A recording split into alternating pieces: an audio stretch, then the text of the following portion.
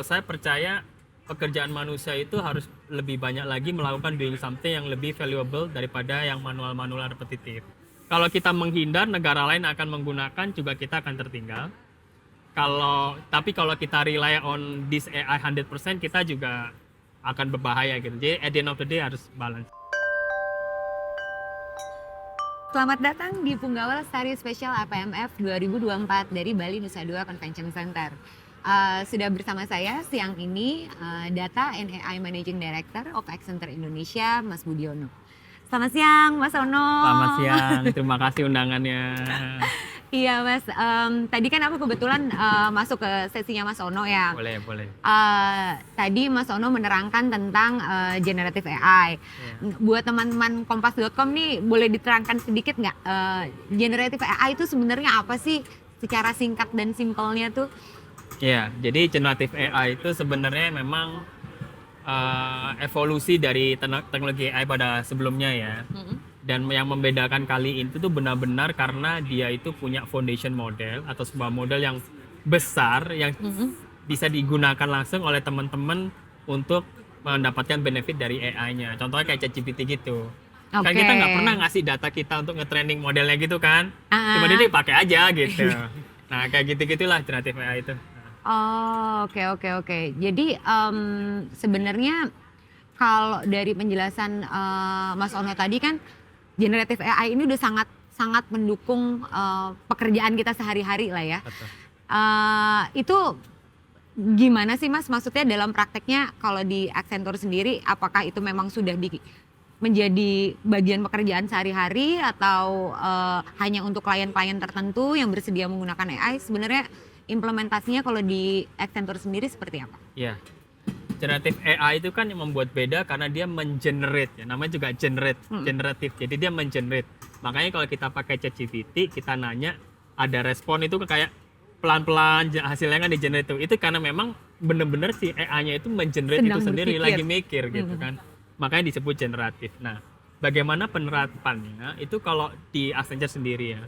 Kan kalau kita consulting itu kan kita sering melakukan data analisis. Ya. Sama habis itu mau menyiapkan presentasi. Betul. Benar ya? Nah, kalau di Accenture tuh kita udah bangun tuh yang namanya knowledge base internal sehingga kita bisa nanya semacam internal ChatGPT kalau untuk industri dan klien problem seperti ini itu kira-kira point of view-nya gimana. Jadi kita nggak perlu research our own sendiri cari data kemana-mana tapi udah ada suggestion yang kita bisa diambil sebagai talking point-nya. Itu yang pertama. Yang kedua adalah mengenai membuat slide presentasi. Yeah. Ya ini belum mature sih, tapi kita udah mulai. Jadi kalau misalkan kita mau membuat slide presentasi, temanya ini, datanya ini, kira-kira slide-nya seperti apa? Itu langsung ke generate 10 slide.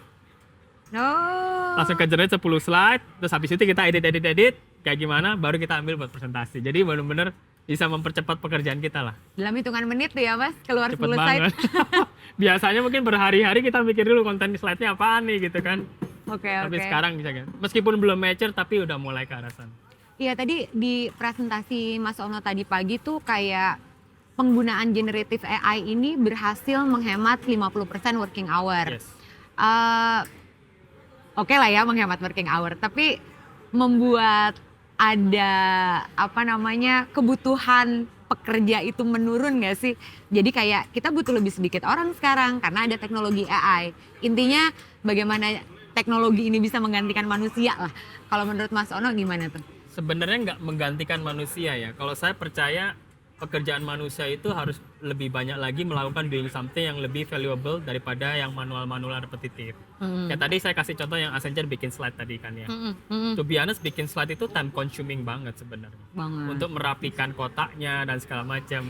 Coba bayangin waktu yang kita buang untuk melakukan merapikan itu kita tuker dengan berpikir secara strategik harusnya value-nya apa sih pekerjaan yang kita lakukan buat klien kita ataupun untuk masyarakat gitu. Jadi kita bisa lebih berpikir strategik. Lalu bagaimana dengan kerjaan manual yang hilang nih? Faktanya Accenture tuh saat ini masih keep recruiting people gitu. Pertama kan saya juga nggak believe kan. Udah ngadopsi teknologi AI, kenapa sih Accenture masih keep recruiting people? Ternyata memang faktanya itu tidak menggantikan, tapi selalu ada profesi baru yang di-generate karena memang tuntutannya zamannya seperti itu. Gitu loh. Faktanya begitu gitu kan. Kan kita kadang-kadang berpikir, aneh ya. Coba kalau lihat beberapa akhir ini kan banyak perusahaan yang cut off employee gitu ya. Betul. Accenture ada memang si enterprise supportnya, tapi malah kita juga nambah employee juga banyak. Oke, iya. Karena mungkin teman-teman kompas.com di rumah nih mungkin ada ketakutan nih.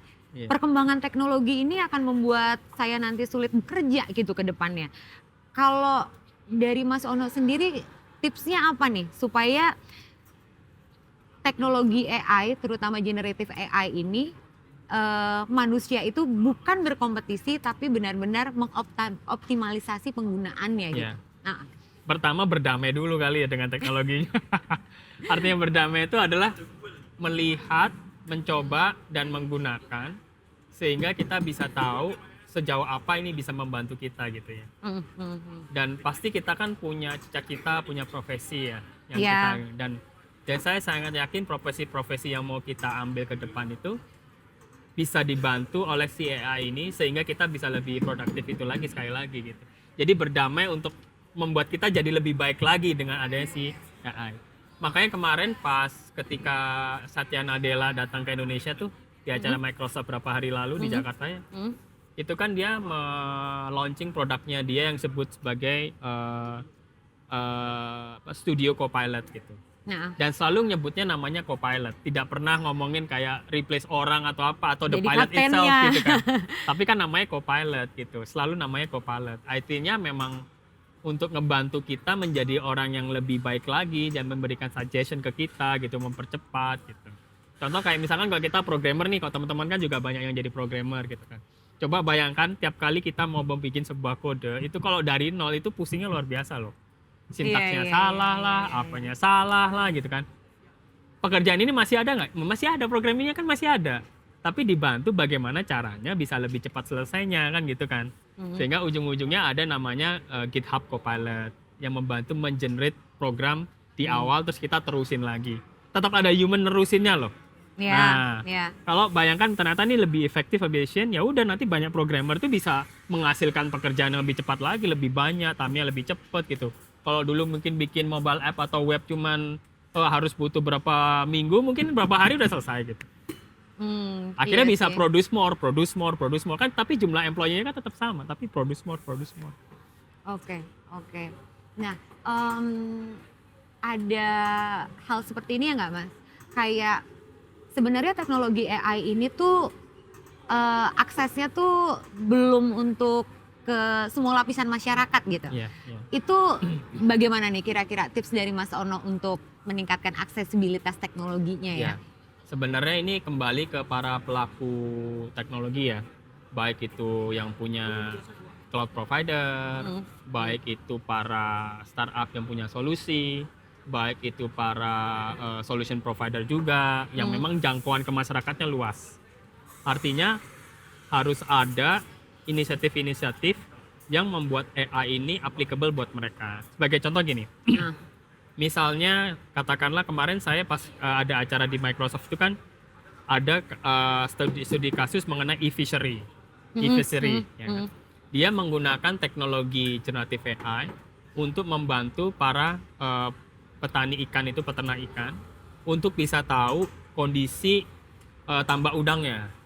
Kan ada sensor yang dipasang tuh di tambak-tambak udang. Kan kalau baca sensornya kan Aduh, pusing ya. Pusing, ini angka apaan kan gitu kan. Iya. Lalu generative AI itu bantu bacain terus kasih suggestion harus apa yang dilakukan. Ini kan contoh bahwa ada sebuah society yang membantu orang-orang ini untuk adopt AI in their way dalam menjalankan day to day-nya gitu loh. Gak harus si petani ini yang cari akses sendiri gimana gue dapetin AI, gak gitu. Tapi bagaimana meng-embed ini ke sebuah aplikasi atau orang yang punya service sehingga ujungnya ada AI-nya di belakangnya gitu. Jadi nanti trennya akan begitu. Jadi tidak harus kita individual itu punya akses, tapi yang pelaku-pelaku startup atau product provider, service provider, mereka harus mulai mengadap AI ini yang bisa digunakan directly oleh end user sehingga bisa meluas dengan cepat.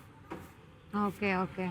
Jadi sebenarnya potensi AI ini untuk mendukung pembangunan yang berkelanjutan tuh sebenarnya banyak sekali ya Mas ya? Banyak banget, banyak banget. Bahkan kalau misalkan kita bicara lingkungan, bisa peternakan sekalian misalnya gitu ya. Mhm. Untuk orang yang awam nggak ngerti baca apapun misalnya ternyata udah disiapin sebuah program yang ada generative AI-nya ya kayak tadi membantu mengerti secara cepat gitu dan akhirnya dia bisa contribute better ke environment yang lagi dia maintain gitu. Bayangin misalkan ada organisasi lagi yang peduli lingkungan, ada aplikasinya di situ, ada generative AI di belakangnya, orang mengakses jadi lebih pinter, jadi lebih tahu, bisa nanya, kan ujungnya sustainable juga. Jadi ada bagian di mana sebenarnya ketika dimanfaatkan dengan benar, sebenarnya itu bisa menjadi atau meningkatkan kualitas pendidikan sebenarnya ya. Jadi kita Pendidikan, bisa iya, belajar apa quality of aja life, gitu dengan lebih benar. mudah gitu ya. Di Amerika itu juga udah ada program ya, bukan, tapi ini salah satu yayasan untuk disability yang tunanetra gitu. Hmm. Itu juga dia dulunya udah pakai teknologi AI, tapi dengan generative AI itu lebih keren lagi dia. Gitu. Jadi dia di aplikasinya itu kalau orang yang nggak yang tunanetra gitu ya, itu kan kadang-kadang pingin tahu dong, misalkan di depanku ini aku lagi pegang barang apa, harganya berapa, ini kayak gimana gitu. Kadang-kadang kan pingin sendiri gitu kan, nggak harus nanya ke orang lain, tolong dong ini apa gitu ya. Generative AI itu bisa beginiin doang, ini sampo harganya segini, ini barang apa harganya segini, brandnya apa, oke. Terus dia tinggal ke kasir aja beli. Itu kan jadi kan dia bisa sustain menjalani hidupnya gitu. Iya, iya, iya, iya, iya, iya. Jadi Kayak bisa gitu. meningkatkan kualitas hidupnya juga ya. Iya. Iya, iya, iya, iya, iya. Dari tadi kan kita udah ngebahas dampak-dampak positifnya nih Mas. Iya. Tapi karena aku ada latar belakang Boleh. akademisi juga, sesungguhnya mahasiswa sekarang nih ya, intinya di dunia pendidikan lah. Aku tahu arahnya kemana. Apa mungkin anaknya Mas Ono nih udah mulai Iya. colong-colong nih mengerjakan Iya. tugas dengan menggunakan AI. Iya. Menurut Mas Ono gimana nih? Ada bad, ada goodnya juga ya. Pertama adalah Selalu dua sisi ya Mas selalu ya? dua sisi. Kalau badnya adalah ya takutnya dia ada soal minta si AI yang ngejawab terus dia di-put gitu kan, jawabannya selesai Betul. dia, effortnya jadi yang kecil gitu kan. Iya. Tapi good thing-nya kalau misalkan emang ada sebuah problem besar dan dia perlu jawaban yang untuk menjadi rekomendasi juga lumayan membantu pola pikir gitu kan sebenarnya. Gitu. Nah, kalau saya ngelihatnya ini terutama untuk konteks yang begini, yang namanya plagiarism ya gitu ya. Betul. Misalkan kita ngomongin tugas akhir gitu ya. Ada yang wah saya mau topiknya begini nih. Ya. Ya udah minta AI generate semua gitu misalnya gitu kan. Nah, sebenarnya nanti itu lagi in progress juga. Ada namanya teknologi yang akan mengecek sebenarnya kontenmu ini 100% dibikin AI apa enggak. Sehingga Iya. nanti para tenaga pendidikan tuh tahu, wah ini tuh kamu nggak mikir nih kalau minta AI generate semuanya, itu akan ketahuan. Sooner or Iya, later iya, it iya, will be iya. there. Sooner or Iya. later pasti akan juga. Nah, mengenai tadi yang knowledge misalkan anak tiba-tiba minta jawaban ke situ. To be honest, sekarang pun kalau googling juga akan ketemu kan. Tapi sekarang lebih berkualitas Sekarang lagi nih lebih jawaban berkualitas nyonteknya. lagi. Nah, menurut saya itu once again peran ini ya, peran ekosistem, peran orang tua dan segala macam yang harus mulai educate ke anaknya itu how far they can use it. Dan artinya apa. Karena sesuatu yang langsung tahu jawabannya kan pasti impactnya nggak bagus untuk orang, jadi Ya kita semakin less thinking, less analysis thinking. gitu kan. Semakin instan lagi Benar. gitu. Jadi Iya. nggak ada jawaban instannya gimana harus ke depannya, tapi ekosistem orang tua juga harus mulai ikutan ngerti dan mulai peduli gitu. Iya, Bahayanya. iya, iya, Ya kayak anak saya juga sama. Jadi saya juga mengeduket anak saya untuk how to use it in the right way gitu. Iya, iya, iya, And- iya, iya, iya. Ya use the integrity lah. At the end of the day, if you have the integrity dan itu kan menjauh.